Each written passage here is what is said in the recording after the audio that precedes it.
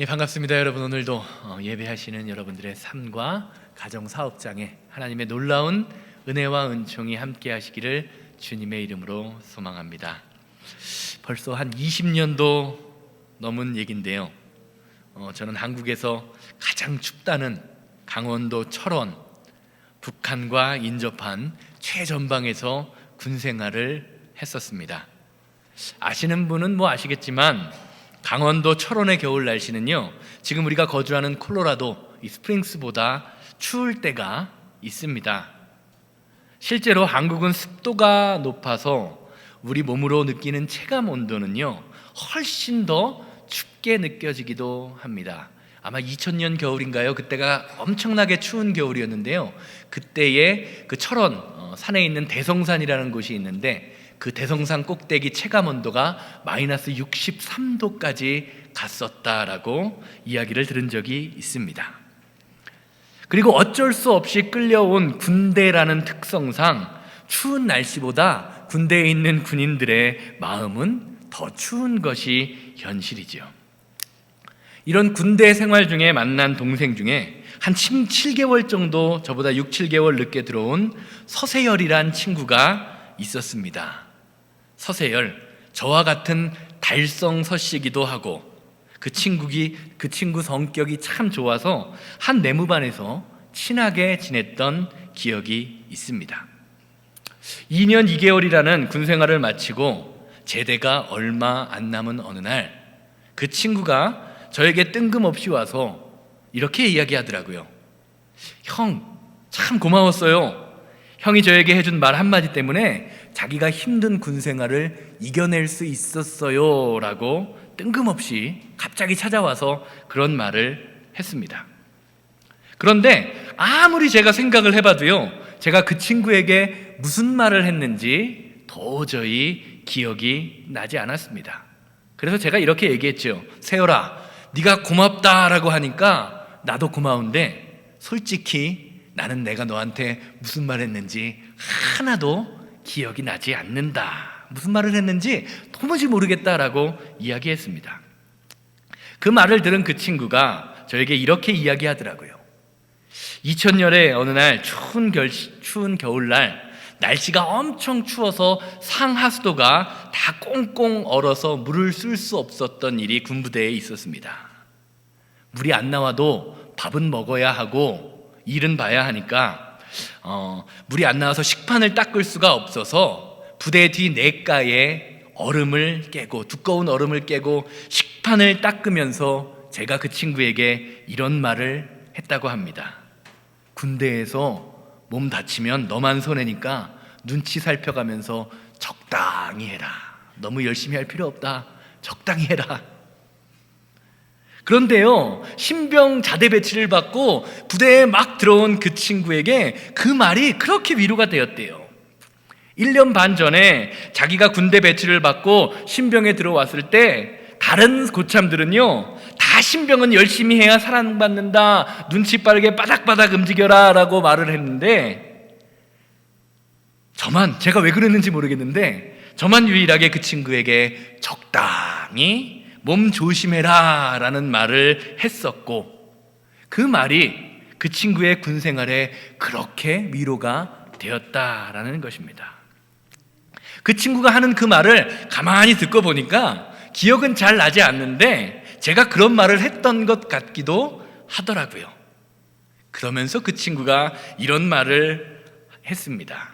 형, 나도 이제 군생활이 7개월밖에 안 남았는데 아직도 형이 이야기했던 적당히가 어느 정도인지 잘 모르겠다. 적당히 하라는 말을 듣고 참 나도 적당히 해야겠다라는 생각을 들었는데 그게 어느 정도인지 모르겠다라는 겁니다. 우리는 살면서 적당히라는 말을 참 자주 사용하곤 합니다. 돈을 좀 적당히 벌어서 남들 누리는 만큼 누렸으면 좋겠고, 적당한 운동을 해야 우리의 몸도 건강해지고, 잠도 적당히 자야 피로도 풀립니다. 너무 적게 자도 안 되고요, 너무 많이 자도 피곤합니다. 그런데 이 적당히라는 말의 기준이 참 애매합니다. 사람마다 다 다르기 때문입니다. 사랑하는 여러분, 여러분들이 생각하는 적당히라는 것은 과연 어느 정도이십니까? 요즘 한국 방송 TV 프로그램을 보면요, 먹는 방송을 참 많이 합니다. 저도 요리를 좋아해서 가끔 제 아내와 이런 프로그램들을 즐겨보곤 했었는데, 참 신기한 것은요, 집에서는 여자들이 요리를 다 하는 것 같은데 유명한 셰프들은 거의 다 남자들입니다. 그리고 그런 요리 프로그램을 보면요, 유명한 요리사들이 나와서 가장 많이 쓰는 말이 뭐죠? 적당입니다. 적당히. 대충 이런 식이죠. 어떤 요리를 하기 위해서 적당히 냄비에 물을 붓습니다. 그리고 간장과 소금과 가진 양념을 적당히 넣고 적당히 물이 끓을 때까지 기다렸다가 물이 끓으면 적당한 시간에 재료를 넣고 적당한 온도로 끓이다가 마지막에 파를 적당히 쏭쏭 썰어 넣으면 요리가 완성이 됩니다. 어떨 때는요, 그런 요리들을 보면서 저거 맛있겠다라는 생각보다 도대체 저 사람이 이야기하는 적당히가 어느 정도인가라는 궁금증이 들 때도 있습니다. 그런데 우리 주변을 봐도요, 요리 잘하시는 분들 보면요, 그냥 적당이란 말을 적당히 하면 돼요, 대충 적당히 넣으면 됩니다 라는 말을 많이 듣곤 합니다. 도대체 적당하다는 것이 어느 정도일까요? 적당히라는 말의 사전적 의미를 보면요, 이렇습니다. 스크린 보시면 나올 텐데요, 원하는 정도가 딱 알맞은, 원하는 정도가 딱 알맞은이라는 말의 의미입니다. 쉽게 말하면 적지도 않고 많지도 않다라는 말이지요. 아까도 말씀드린 것처럼 사람들은요, 우리 인생을 살면서 인생에 딱 적당히 잘 되었으면 좋겠다라는 생각을 합니다. 적당한 시기에 맞춰서 취직을 하고, 적당한 시기에 결혼을 해서 적당한 시기에 자녀를 낳고 적당한 곳에 자리를 잡아 사는 것이 이상적인 삶이라고 생각합니다. 그런데 막상 우리가 세상을 살다 보면요, 적당히 사는 것이 참 힘들고 어렵습니다. 왜냐하면 우리 인생이라는 것이요, 내가 생각하는 것처럼 그렇게 움직이지 않을 때가 참 많이 있기 때문입니다. 인생을 살아보니까요, 인생이라는 것이 참 복잡하고 까다롭습니다. 그래서 어느 정도가 적당히인지 파악할 수조차 없을 때가 인생을 살다 보면 참 많이 있다는 것을 경험하곤 합니다. 또 이 사람에게는 적당한 것이요, 다른 사람에게는 적당하지 않기도 합니다. 이것이 우리가 살아가는 인생입니다. 오늘 말씀을 보면요, 잔치를 준비해야 하는데 무엇인가 적당히 준비하지 못한 것을 보게 됩니다. 바로 갈릴리 가나의 혼인식, 결혼식에서 있었던 일입니다. 사실 무슨 파티나 손님을 초대하면 가장 신경 쓰이는 것이 무엇이죠? 음식에 관한 문제입니다. 저희도 광고 말씀드린 것처럼 앞으로 6월에 있을 27주년 예배를 준비하면서 가장 신경 쓰이는 것 중에 하나가 바로 먹는 문제입니다. 몇 명이 참석할 것이냐, 그래서 음식은 얼마나 준비해야 하느냐, 적당히 준비해야 할 텐데 그 적당히를 가늠하기가 참 힘듭니다. 음식을 하는 것 자체도 문제인데요, 모자라도 문제가 되고 너무 남아도 문제가 되기 때문입니다. 그래서 연애를 준비하는 호스트들의 가장 큰 골칫거리는요, 참석하는 숫자에 맞는 적당한 음식을 준비하는 것입니다. 아마 가나안 혼인잔치에 이 주인 호스트도 마찬가지였을 것입니다. 자신이 초대한 사람과 올 수 있는 사람을 파악해서 자신이 생각하기에 가장 적당한 양의 음식과 포도주를 준비했을 것입니다. 아니, 한 번 있는 결혼잔치이기 때문에 넉넉히 준비했을 것입니다. 그런데 결과는 어땠습니까? 1절에서 3절 말씀을 보면요, 이 혼인잔치의 음식, 포도주에 대한 현실을 이렇게 말하죠. 사흘째가 되던 날 갈릴리 가나에 혼례가 있어 예수의 어머니도 거기 계시고 예수와 그 제자들도 혼례의 청함을 받았더니 포도주가 떨어진지라. 예수의 어머니가 예수에게 이르되 저들에게 포도주가 없다 하니. 고대 이스라엘의 혼인 문화는요, 손님을 초대해서, 신부의 집에 손님을 초대해서 일주일 동안 잔치, 먹고 마시는 잔치를 베푸는 방식입니다. 그런데 오늘 말씀을 보면요, 3일째 되던 날 포도주가 똑 하고 떨어져 버렸습니다. 아직 4일이나 남았는데 말이에요. 고대 이스라엘 잔치에서 포도주가 없다라는 것은요, 지금 우리 21세기의 잔치에서 단순히 술이 없다라는 것과는 다른 의미입니다. 사막지대인 이스라엘의 물은요, 석회가루가 많이 들어있어서 그냥 아무 물이나 식수로 사용할 수가 없습니다. 석회가 많은 물을 먹으면요, 배탈이 나고 설사를 하게 됩니다. 그리고 당시에는요, 정수시설이 오늘과 같이 잘 발달되어 있지 않았기 때문에 음식을 먹을 때에는 반드시 물 대신에 포도주를 함께 먹었습니다. 그러니까 잔치에 포도주가 없다라는 것은요, 음식과 함께 먹을 물이 없다라는 것입니다. 여러분, 음식 먹을 때 물이 없으면 어떻습니까? 조금은 먹을 수 있는데요, 많이 먹다 보면 아무리 맛있는 음식이라도 목이 막혀서 잘 먹을 수가 없습니다. 더군다나 이스라엘 지역은요, 사막입니다. 물이 생명과도 같은 곳입니다. 물이 없는 것, 포도주가 없는 것, 문제였을까요? 아니었을까요? 내 잔치가 아니니까 별 문제가 되지 않습니까? 오늘 말씀은요, 포도주, 먹을 물이 떨어진 잔치집이라는 현실적인 상황을 저와 여러분들에게 보여주면서 우리 인생의 실존적인 한계를 보여주고 있습니다. 우리는 살면서요, 수많은 계획을 세웁니다. 그리고 그 계획을 세울 때는요, 늘 그럴듯해 보이지만 이 일을 진행하다 보면 그 일이 내 뜻대로, 내 생각대로, 계획대로 진행되지 않을 때가 더 많이 있습니다. 그럴 때 사람들은 좌절합니다. 다른 사람들의 탓을 하며 이렇게 이야기하죠. 내가 말한 대로 했으면 이런 결과가 나오지 않았을 거야 라고 이야기를 하면서 실패의 원인을 다른 사람들에게 돌리기도 합니다. 그런데 문제는요, 사람들의 이런 행동들이 그 문제를 해결하는데 아무런 도움도 주지 못한다라는 것이죠. 내 감정이요, 다른 사람들에게 전달되어서 공동체를 혼란에 빠뜨리는 결과를 초래하기도 합니다. 그러다 보면 어떻습니까? 사소한 문제로 인해서 사람들의 감정이 상하게 됩니다.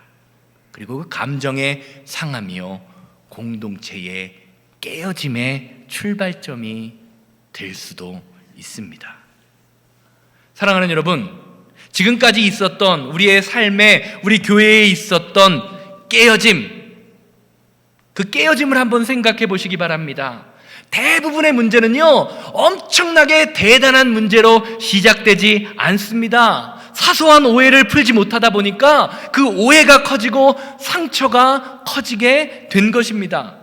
그러다 결국에는요, 그 사소한 문제 때문에 얼굴을 쳐다보기도 싫고 말도 섞기가 싫을 만큼 사람과의 관계가, 사이가 벌어지기도 합니다. 사랑하는 여러분, 성도에게 진짜 문제는요, 문제 그 자체가 아닙니다. 문제가 생겼을 때 어떻게 대처하고 어떠한 방법으로 해결해 나가느냐가 진짜 문제입니다. 오늘 말씀이요, 그것을 저와 여러분들에게 너무 잘 보여주고 있습니다. 3절에서 4절 말씀 보시겠습니다.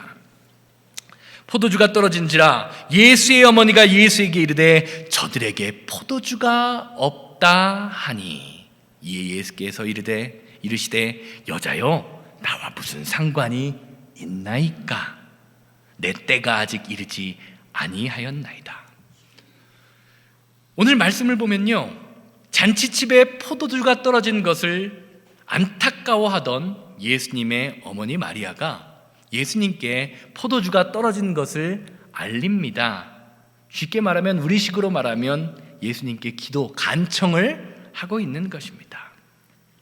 그런데 오늘 본문에 나오는 예수님의 모습은요, 모든 사람들에게 친절하고 인간적인 모습으로 다가가셨던 예수님과는 조금 거리가 멀어 보입니다. 예수님은 포도주가 없다라고 이야기하는 자신의 어머니 마리아에게 이렇게 이야기합니다. 여자여, 나와 무슨 상관이 있나이까? 영어로 이 표현을 보면 조금 더 흥미롭습니다. Why do you involve me? 왜 나를 이 일에 끌어들이려고 하십니까? 정도로 해석해 볼 수가 있을 것 같습니다. 사실 예수님의 이 대답은요, 우리가 살면서 주님 앞에 드리는 기도에 관해서 우리 스스로를 돌아보게 하는 것 같습니다. 우리가 주님 앞에 드리는 모든 기도가 이 땅에서 하나님의 뜻을 이루고 하나님 나라를 건설하는 것과 관련이 있느냐라는 문제인 것입니다. 우리는 많은 부분에 있어서요, 우리 사업을 위해서 기도하고, 우리 주변 이웃을 위해서 기도하고, 내 자녀와 나의 문제를 놓고 기도를 하곤 합니다. 기도를 하지 않는 분들은 잘 모르지만, 기도하시는 분들에게 내 일상, 내 주변을 살펴보면요, 왜 이렇게 기도해야 할 일들이 많이 있는가를 깨닫게 됩니다. 그런데 혹시 우리가 그렇게 드리는 수많은 기도의 제목들을 보면서 혹시 예수님께서 그 기도가 나와 무슨 상관이 있느냐, 왜 나를 이 일에 끌어들이려고 하느냐 라고 한다면, 여러분은 과연 무엇이라고 어떻게 대처하시겠습니까? 사랑하는 여러분, 여러분이 건강해야 하는 것이 예수님과 무슨 상관이 있습니까? 여러분의 사업이 잘 되고 자녀가 성공하는 것이 이 땅에 하나님 나라가 세워지는 것과 무슨 상관이 있다고 생각하십니까? 예수님이 이 땅에 오신 목적은요, 하나님의 뜻, 하나님의 나라가 이 땅에서 완벽하게 이루어지는 것입니다. 그래서 우리가 주기도문을 통해서 기도하죠. 뜻이 하늘에서 이루어진 것 같이 땅에서도 이루어지기를 원합니다. 그러므로 성도의 모든 삶의 목적은요, 우리 성도의 모든 기도의 제목은요, 이 땅에서 우리의 삶을 통하여, 우리의 건강을 통하여, 우리의 사업장을 통하여, 내가 가진 물질을 통하여 하나님 나라와 하나님 뜻이 이루어지는 것과 관련이 있어야 합니다. 그렇지 않으면요, 우리가 드리는 모든 기도와 축복이라고 생각하는 모든 것들이 하나님 나라와는 상관없는 공허한 메모리, 공허한 메아리, 이 일이 나와 무슨 상관이 있느냐, 왜 나를 이 일에 끌어들이려고 하느냐라는 이러한 공허한 메아리로 끝나게 돼버리는 것입니다. 오늘 말씀 마지막 절 보시기 바랍니다. 예수께서 이 표적을 갈릴리 가나에서 행하여 그의 영광을 나타나심에 제자들이 그를 믿으니라. 오늘 말씀의 결론을 보세요. 오늘 말씀의 결론은요, 예수님께서 물로 포도주로 만드는 이적을 행하셔서 많은 사람들이 그것을 맛있게 먹었더라라는 것으로 끝나는 것이 아닙니다. 예수님의 관심은요, 철저히 그의 기적을 통해서, 그의 이적을 통하여 하나님의 영광이 이 땅에 드러나는 것에 있었습니다. 그리고 그 영광을 통하여 수많은 사람들이 하나님께로 돌아오는 믿음의 역사가 나타나는 데 있었음을 오늘 성경 말씀은 이야기해주고 있습니다. 그렇게 우리가 성도라면요, 우리의 삶의 방식, 우리의 모든 기도 제목이요, 예수님의 이러한 삶의 방법과 연결되어야 하는 것입니다. 내 사업장이 잘 돼서 내가 돈을 많이 벌고 있다면 그 사업을 통해서 내가 잘 먹고 잘 살고 좋은 것을 누리고 사는 것도 중요하지만 중요하지 않다는 이야기가 아닙니다. 내가 좋은 것을 누리는 것도 중요하지만 그 사업장의 성공으로 인하여 교회가 잘 돼야 하고, 그 사업장의 성공으로 인하여 우리 주변 이웃들에게 하나님의 영광이 전해지는 축복의 통로가 되어야 한다는 말입니다. 그것이 하나님이 여러분들에게 가정을 맡기시고 사업장을 맡기시고 물질의 축복을 주시는 이유입니다. 나만 좋은 것을 잘 먹고 누리는 것은요, 하나님과 아무런 상관이 없습니다. 오늘 예배하시는 모든 성도님들의 가정과 사업장을 통해서, 물질을 통하여 하나님의 영광이 드러나고 많은 사람들이 주님께로 돌아오는 믿음의 역사, 그 역사가 풍성하게 나타나게 되기를 주님의 이름으로 소망합니다. 그래서 예수님이 이 땅에서 물로 포도주가 바뀌는 그 기적을 통하여 그의 영광을 나타내시고 많은 사람들이 돌아왔던 것처럼 여러분의 가정, 사업장, 그 물질을 통하여 많은 사람들이 하나님께로 돌아오는 역사가 일어나게 되기를 주님의 이름으로 소망합니다. 자, 그러면 우리의 삶을 통해서 하나님의 영광도 드러나야 하고 많은 사람이 돌아오는 믿음의 역사가 나타나야 할 텐데, 그러기 위해서 저희는 어떤 삶을 살아야 할까요? 이어지는 말씀이요, 그것을 저와 여러분들에게 보여주고 있습니다. 2장 5절 말씀 함께 보십니다. 그의 어머니가 하인에게 이르되 너희에게 무슨 말씀을 하시든지 그대로 하라 하니라. 아멘.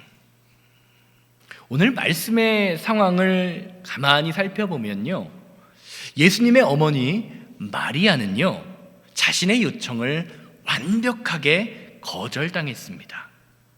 그럼에도 불구하고 잔치에 있는 일꾼들에게 예수님이 무슨 말씀을 하시든지 그대로 하라라고 요청하고 있습니다.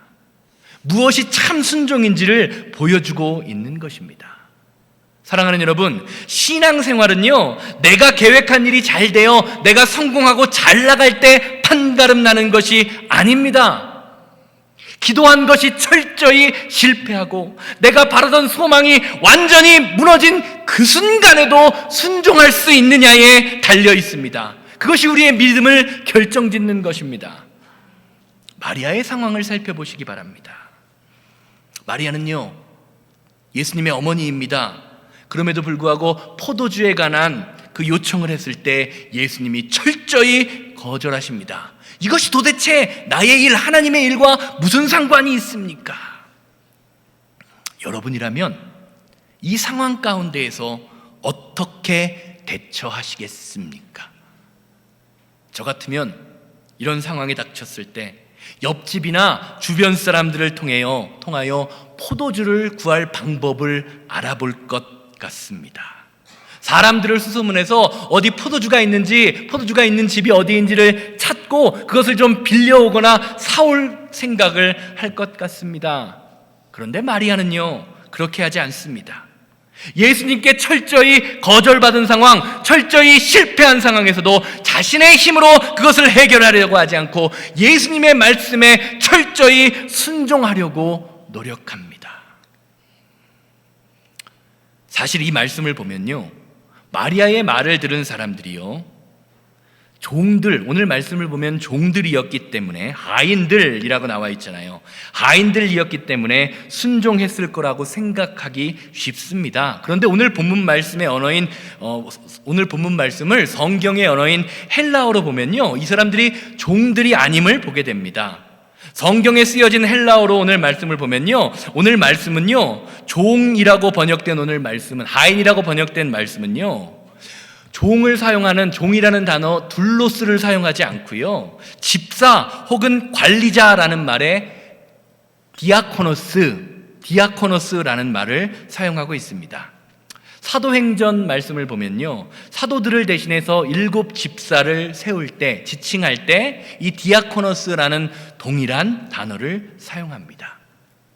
쉽게 말하면 오늘 본문에 나오는 하인들, 일꾼들은요, 집주인에게 속한 사람이 아니라 자원하여 혹은 보수를 받고 일을 도와주고 있는 볼런티어 정도로 생각할 수 있는 것입니다. 제가 이 말을 드리는 이유는요, 오늘 말씀에서 하인이라고 번역된 이 사람들은요, 마리아가 하는 말을 듣지 않아도 아무런 상관이 없었던 사람들이라는 것을 성경이 말해주고 있기 때문입니다. 그런데 이 사람들은요, 참으로 놀랍게도 예수님이 하시는 그 말도 안 되는 요구에 온전히 순종하고 있는 것을 보게 됩니다. 오늘 말씀을 보면요, 너무나 잘 아는 말씀이잖아요. 예수님이 사람들의 발을 씻겨주기 위하여 그 문 앞에 있는 큰 정결례를 행하는 그 물통에 물을 가득 받으라고 말씀하십니다. 사람들의 발을 닦아주는 물입니다. 어떤 물을 받았을까요?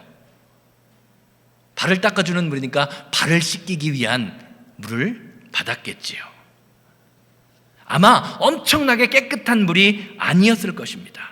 그런데 그것을요, 잔치에 있는 사람들에게 가져다 주라고 합니다. 생각해 보세요. 제가 말씀드렸죠? 이 사람들은 하인들이 아닙니다. 어떻게 생각할 수 있을까요? 이거 먹으면 사람들이 탈나는데, 배탈이 날지도 모르는데, 이거 가져다 줬다가 물이 맛없다라고 하면 물이 맛없다라고 하면 내가 도대체 뭐라고 해야 하지? 라고 생각할 수 있습니다. 5만 가지 생각이 머리에 다 들을 수 있습니다. 왜요? 그 사람들의 상황은 순종하지 않아도 되는 상황이었기 때문입니다. 그런데 어떻게 합니까? 주어진 상황에서 예수님의 말씀에 순종합니다. 물을 받으라니까 받고, 물을 가져다 주라니까 예수님 말씀에 순종해서 가져다 줍니다. 저희 아이들이 어릴 때 자주 부르던 찬양 중에 오늘 본문 말씀을 배경으로 한 찬양이 있었습니다. 다들 아시죠? 무슨 찬양이죠? 예수님이 말씀하시니 물이 변하여 포도주 됐네. 그쵸? 이 찬양 다 아시죠? 그런데요, 오늘 본문 말씀을 보면요, 예수님이 말씀하셔서 기적이 일어난 것이 아닙니다. 말도 안 되는 상황, 순종하지 않아도 아무런 손해가 없는 상황, 그 가운데에서 그들이 순종했을 때 기적이 일어남을 성경은 말하고 있습니다. 사랑하는 여러분, 믿음을 가진다, 하나님의 자녀가 된다라는 것은요, 순종하지 않아도 되는 순간, 순종했을 때 나에게 손해가 닥칠 것 같은 그 순간에 하나님의 말씀에 철저히 순종하는 것입니다. 그것이 믿음입니다. 왜냐하면요, 그 말씀을 저와 여러분들에게 주신 분이 바로 능력의 근원 되시며 우리의 삶의 힘이 되시는 예수 그리스도이시기 때문입니다. 우리가 살면서요, 하나님의 능력을 경험하지 못하는 이유는요, 이 시대에 하나님의 말씀에 능력이 없기 때문이 아닙니다. 우리가 하나님 말씀대로 믿고 하나님 말씀대로 순종하지 않기 때문에 우리의 삶에 하나님의 능력이 나타날 수가 없는 것입니다. 성경에서 용서하라고 하는데 용서하지 않고, 사랑하라고 하는데 사랑하지 않고, 섬기고 나누라고 하는데 섬기고 나누지 않고, 온전히 물질을 드리라고 하는데 온전히 물질을 드리지 않으니까 능력이 나타날 수가 없는 것입니다. 왜 용서할 때 능력이 나타납니까? 왜 사랑할 때, 봉사할 때 능력이 나타납니까? 예수님이 우리에게 그렇게 하면 능력을 주시겠다고 약속하셨기 때문입니다. 그 약속을 믿고 그 약속을 따라 순종하는 사람에게는요, 지금 이 시대에 능력이 사라져가 버리는 것 같은 이 시대에도 하나님의 능력을 날마다 경험하며 살아가는 능력이 나타나게 됩니다. 이것이 성경이 우리에게 말하는 약속의 말씀입니다. 능력이 사라지는 것이 아니라 순종이 사라지고 있기 때문인 것입니다. 사랑하는 여러분, 순종을 통하여 하나님의 능력이 저와 여러분들의 삶에 드러나게 됩니다. 이것이 하나님께서 우리에게 이 성경 말씀을 주시고 이 말씀대로 살라고 명령하시는 이유입니다. 무슨 말씀을 하시든지 그대로 하라. 무슨 말씀을 하시든지 그대로 하라. 여러분의 마음과 신앙 속에는 그러한 믿음과 순종의 마음이 있으십니까? 철저히 조용히 내 자신을 한번 돌아보시는 시간 되기를 주님의 이름으로 소망합니다. 결론적으로 말씀드리겠습니다. 예수님이 물로 포도주를 변화시키셨을 때요, 잔치에 참여했던 수많은 사람들이 그 포도주를 먹었습니다. 그런데 그 포도주를 먹은 대부분의 사람들은요, 그 포도주가 어떤 포도주인지, 발을 씻는 물이 변한 포도주인지 몰랐습니다. 그냥 본문 말씀 10절을 보면요, 이 포도주가 맛있네. 다른 사람들은 원래 처음에 맛있는 포도주를 주고 나중에 좀 나쁜 포도주를 주는데 여기는 나중에 더 좋은 것을 주네라는 생각만 했습니다. 그들은요, 예수님이 물로 포도주를 만드신 그 영광을 직접 경험하고 마셨음에도 불구하고 그 영광이 무엇인지 몰랐습니다. 이것이요, 순종하지 않고 축복을 누리게 되는 자들, 그런 사람들의 모습입니다. 즐거워하면서 많은 것을 누리지만 그 이유를 모릅니다. 혼인잔치에 참여했던 수많은 사람들은요, 예수님의 찬란한 영광의 현장을 경험하고도 그것이 무엇인지 모르고 그냥 지나쳐갔습니다. 그러나 예수님과 함께 동행했던 제자들, 예수님의 말씀에 순종했던 일꾼들은요, 가나안 혼인잔치에서 무슨 일이 일어났는지 온전히 알고 다 경험하고 있었습니다. 9절 말씀을 보면 이렇게 이야기하지요. 연회장은 물로 된 포도주를 맛보고도 어디서 났는지 알지 못하되 물 떠온 하인들은 알더라. 예수님과 함께 동행했던 제자들, 그래서 예수님의 말씀에 순종했던 일꾼들은요, 지금 가나안 혼인잔치에서 무슨 일이 일어나고 있는지를 다 알고 있습니다. 이것이 하나님의 말씀을 순종하고 하나님의 영광을 경험하는 사람들, 신앙의 눈, 영적인 눈이 뜨인 사람들의 모습이라는 것이죠. 사랑하는 여러분, 눈에 보이는 기적을 경험하고 있다고 해서 다 기적을 경험하는 것이 아닙니다. 내 삶의 풍성함, 내가 지금 잘 사는 그 풍성함을 누리고 있다고 해서 누리고 있는 그 풍성함이 진짜 풍성함이 아닐 수도 있습니다. 오늘 본문에서 맛있는 포도주를 먹으며 기뻐했던 사람들보다 정말로 더 기뻐하는 사람들은요, 그 말씀에 순종했던 일꾼과 제자들입니다. 왜요? 그 풍성함의 비밀이 무엇인지를 완벽하게 믿음의 눈으로 보고 있기 때문입니다. 그리고 그 풍성함의 비밀을 알고 있기에 예수님에 대한 확신의 마음을 품고 예수님을 따라가고 있습니다. 쉽게 말하면 순종함이 다른 순종함을 이끌어내고 있다라는 것입니다. 사랑하는 여러분, 이 풍성함의 비밀에 여러분들을 초대합니다. 적당히 해야 지혜롭다라고 인정받는 세상, 적당히 하기보다 무슨 말씀을 하시든지 그대로 하는 인생 되시기를 주님의 이름으로 소망합니다. 무슨 말을 하시든지 그대로 순종하는 인생이 될 때에 예수님께서 우리의 연약함을 사용하셔서 물이 포도주가 되는 놀라운 은혜보다 더 큰 은혜를 저와 여러분들의 삶에 허락하시고 이루실 것입니다. 이것이 오늘 본문 말씀을 통하여 주시는 하나님 말씀의 비밀입니다. 다 같이 기도합니다. 이 시간 다 같이 온 마음 다해 찬양하고 기도하실 텐데, 주님, 하나님의 말씀을 머리로만 하는 것이 아니라 마음으로 알아 순종하게 하시고, 주님께서 주시는 모든 말씀이라도 온전히 순종할 수 있는 은혜를 허락하여 주시옵소서. 내 온 마음과 정성을 다해 주님을 찬양하는 믿음의 자녀들 되기 원합니다. 다 같이 자리에서 일어나셔서 찬양하고 축도로 예배를 마칩니다.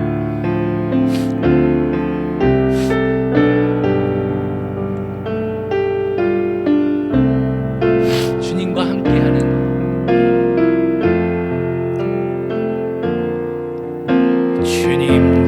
함께하는 이 고요한 시간, 주님의 보좌 앞에 내 마음을 쏟네. 모든 것 것 아시는 주님께 감출 것 없네. 내 맘과 정성 다해 주 바라나이다. 나 염려하잖아도 내 뜰 것 아시니 나 오직 주의 얼굴 구하게 하소서. 다 이해할 수 없을 때라도 감사하며 날마다 순종하며 주 따르오리다.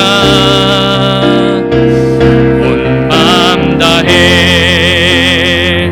사랑합니다. 온 마음 다해 주 알기 원하네. 내 모든 삶 당신 것이니 주만 섬기리. 온 맘 다해 온 맘 다해 사랑합니다. 온 맘 다해 주 알기 원하네. 내 모든 삶 당신 것이니 주만 섬기니. 온 마음 다 같이 기도드립니다. 자비롭고 거룩하신 하나님 아버지의 은혜와 사랑을 감사합니다. 아버지 하나님, 우리가 살면서 맞게 되는 수많은 어려움과 힘들고 고통의 상황 속에서도 우리와 함께 하시는 하나님, 우리를 지켜주시는 하나님, 그래서 말씀에 순종하여 하나님의 영광을 드러내기 원하는 그 하나님의 능력 가운데 우리 성도님들 날마다 거하게 하시옵소서. 오직 주 하나님의 말씀에 순종함으로 순종의 비밀, 풍성함의 비밀을 누리기 원하는 믿음의 자녀의 삶을 살 수 있도록 아버지 우리의 마음과 생각을 주장하여 주시옵소서. 주님 감사합니다. 오늘도 이 시간 하나님 앞에 예배하며 찬양하는 모든 성도님들의 마음속에 예수 그리스도가 주시는 그 순종함의 능력, 풍성함의 능력, 그 비밀의 능력이 차고 넘치게 하셔서 예수님 한 분만으로 만족함을 얻는 귀한 믿음의 자녀들 될 수 있도록 인도하고 역사하여 주시옵소서.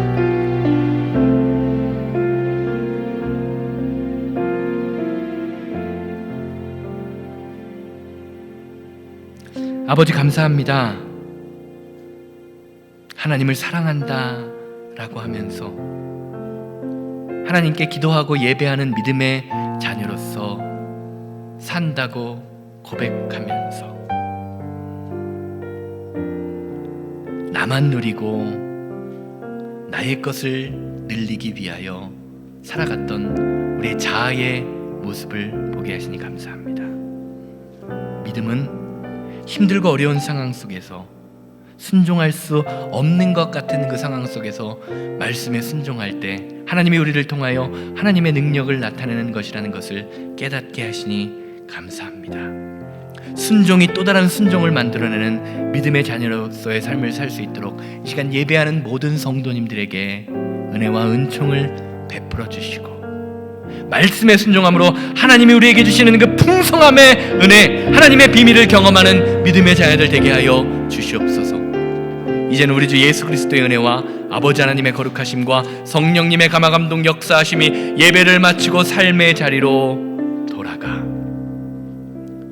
순종할 수 없는 것 같은 그런 상황 속에서 말씀에 순종함으로 하나님이 주시는 놀라운 축복과 비밀을 경험하기 원하는 우리 성도님들의 삶과 가정과 사업장 만나는 모든 사람들 위해 이제로부터 영원토록 함께 있을지어다.